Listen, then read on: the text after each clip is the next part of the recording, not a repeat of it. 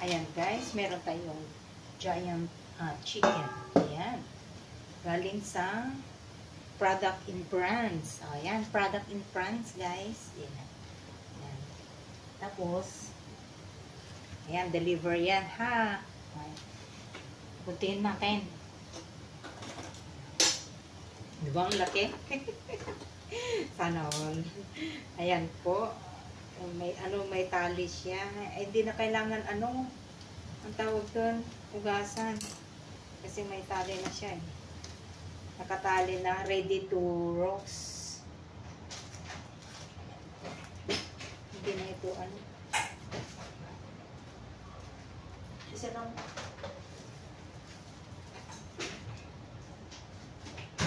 Yan po. May tag pa. Galing France. Oh, there. Sana hati kami ni Elizabeth. Hindi na yata kailangan ugasan kasi na siya, oh. Elizabeth, nakatali na siya. Oo, hindi na kailangan yata. Nakatali na siya, oh. Ang laki, guys. Ayan. Listen natin, made in France. Oh. Sangkay pa. Pero i-rinse lang natin.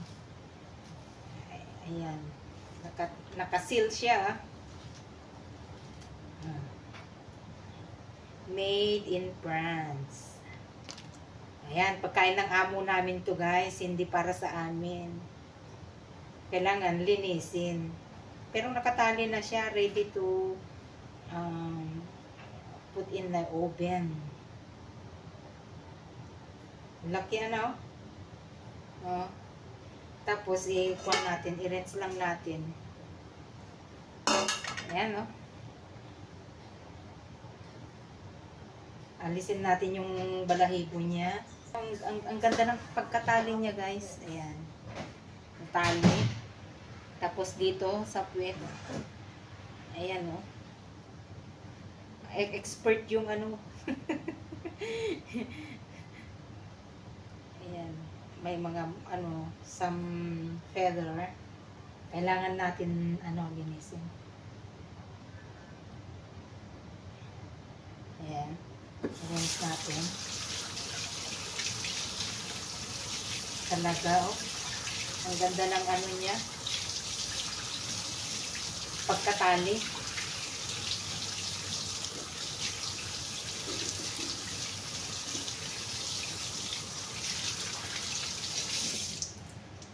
Tignan nyo nga. Oh, ang ganda ng pagkatali niya. Oh. Tapos, i-rinse natin. Punasan natin. Alisin natin yung excess water to make it dry. Ayan. Kumuha tayo ng ilagay natin dyan. Oh, diba? Ang laki guys. Oh, saan ka pa? Mga 4 kilos. Ito. Punasan natin. Paano kaya yung amo namin? Paano niya ilalagay yung sa loob? Kasi nakatali na eh.